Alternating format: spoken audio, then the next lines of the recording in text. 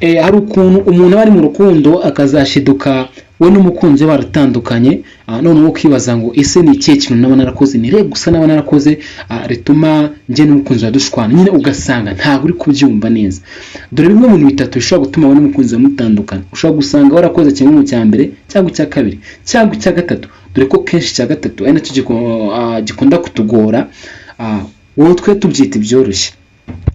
Icya mbere ushobora gukora bigatuma wowe n'umukunzi wawe mutandukana, kubura ukwizira cyangwa se kutizirana hagati y'abakundanya, wowe nawe ugasanga ntimwizirana, aba umuhungu cyangwa umukobwa. Iyo mutiziranye urukundo rwanyu rurangira vuba. Iyo umwe mu bakundana atangiye kubeshya, guhisha ibintu cyangwa kugambanira undi, urukundo rushobora gusenyuka vuba, bigatuma nyine we n'umukunzi wawe birangira mutongeye kuvugana, mutongeye gukundana. Kubera iki? Hagati yanyu hajemo uburyarya, uburiganya, nyine hajemo kurana icyizere. Ni ukuvuga iyo abantu batezerana hazamo uburyarya, wajya umuvugisha akaba yateka kumuvugisha tugira ngo ako kantu iyo kajemo umenye ngo urukundo rwawe rwatangiye gusenyuka. Nimba ukunda umuntu mukunde wese, kubera ko niyazamo akantu ko kuvuga ngo eka ndenzeho, eka ndenzeho, atandakarira. Cya kabiri ushobora gusanga icyo wakoze utabizi, kudahuza ku bintu by'ingenzi. Kudahuza nyine cyitonderwa. Iyo uzi kudahuza n'umuntu, buriya biba byiza iyo udahuza n'umuntu umugendeye kure hakiri kare, aho kugira ngo uzamukirane n'umuntu mu rukundo ariko mudahuza, umukundiye ikintu runaka, ugasanga umukundiye akari afite akazi, afite ikintu, nyine mudahuza, icyo gihe bituma urukundo rwangirika.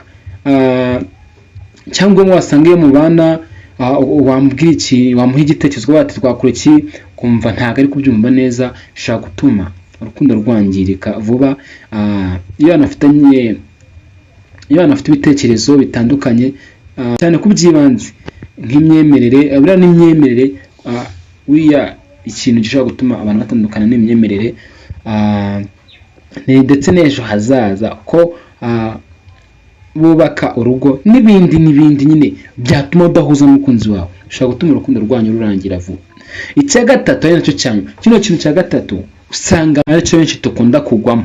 Ikintu cya gatatu cyumve neza, kino kintu cya gatatu bisanga aricyo dukunda kugwamo: kutitaho no kudaha agaciro umukunzi. Kudaha agaciro umukunzi wawe, ukavuga ati ndamufite, nta yajya isa n'isa, namushakiye namubona, yagwama akanga kumufata, yagukenera ukamwima umwanya, yongeyeho ndamukina ndamubona. Icyo kintu gishobora gutuma wowe n'umukunzi wawe mutandukana, wowe zikari imikino.